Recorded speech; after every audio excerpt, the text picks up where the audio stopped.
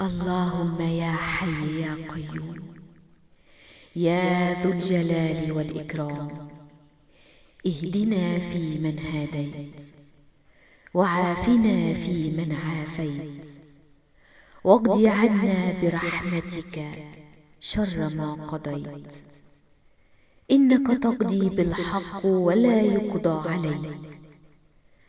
آمنا بكتابك الذي أنزلت ونبيك الذي أرسلت، فاغفر لنا ما قدمنا وما أخرنا، وما أسررنا وما أعلنا، وما أنت أعلم به.